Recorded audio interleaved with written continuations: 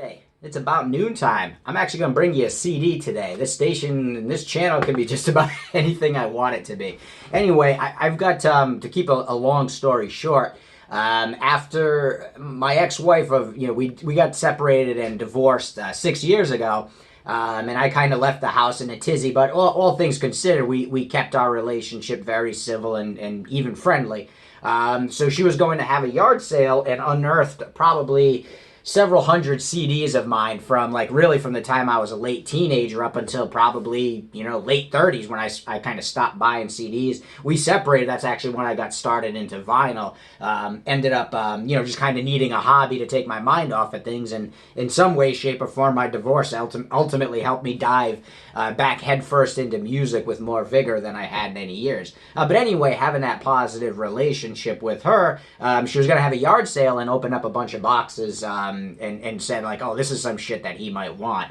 And she was 100% right. There's obviously just a lot of regular old mainstream CDs that I had, but there's just probably at least 150 of them are some pretty precious demos from whether it be local bands, friends bands, or when I used to run an online store and would buy direct from bands themselves or small labels. There's definitely some gems in there.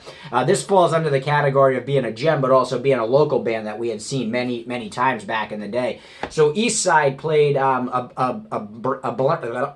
brand of new metal, hip hop, and hardcore that really I wouldn't say was all the rage back in the day. That was kind of just when things were getting started for new metal. But they did it better than just about anything you would ever hear on the radio, for sure. You had to respect the heavy side of it, and I hadn't listened to this in about a decade. And what made me want to share this one was because I put the CD on last night, and it just punches so hard. It doesn't feel like something that came out in '97. You see a resurgence of new metal kind of poking its head in and mixing with bands like Vane, which Arizona is one of my favorite pickups of the year, where I never had any problem with new metal. I liked some of it. The image of it, I got a little bit stale. The big Janko jeans and all that. But there were portions of the music, and I'll still listen to bands like Nothing Face and some Mudvayne and early 36 Crazy Fist. I never really soured on the genre. A lot of it doesn't hold over very well. But listening to this, there's songs on here that if they drop now, you'd be like, yeah, this just came out and is just as relevant as it was back then. I thought the song Glowbox and Pimp, and I'll try to link to some of this in the description. If you don't want to watch the video, that's fine. But if you heard those songs now, you'd be like, holy shit, this is just what the radio needs. But then thinking back, the songs that did incorporate new metal and hip hop that made the radio, there's shit like this that never made it anywhere, and it was so damn good. And then we get Limp Bizkit and Papa Roach, and I get a little bit of respect because I like some POD.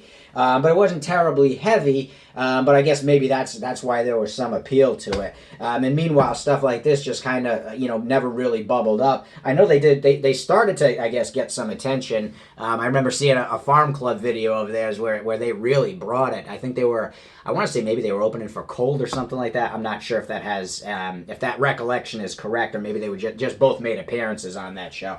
But anyway, if you're looking for anything that has hip-hop flavor, hits hard, they've got tasteful use of a DJ, and their bass player just stands out. That song Pimp starts out, there's a bunch of areas where you're just listening to the bass player, and I never knew the guys personally, but we did see them quite a few times locally. The bass player is just exceptional. Is that his name, Champy? My friends knew him because they played in bands that occasionally overlapped. But anyway, I'm going to link to this in the comments. Apologies if there's a reflection of my Coke bottle glasses, but I wouldn't even be able to see the CD without it. I think this is going to probably be the next record I bring. I don't know if many of you have heard of Deconstruct, Nothing is Sacred. I think I've only listened to it twice myself, so it'll be an experience for me listening to it and sharing it with you folks. I also don't have a remote for my camera, so you get to watch me walk back here and turn it off.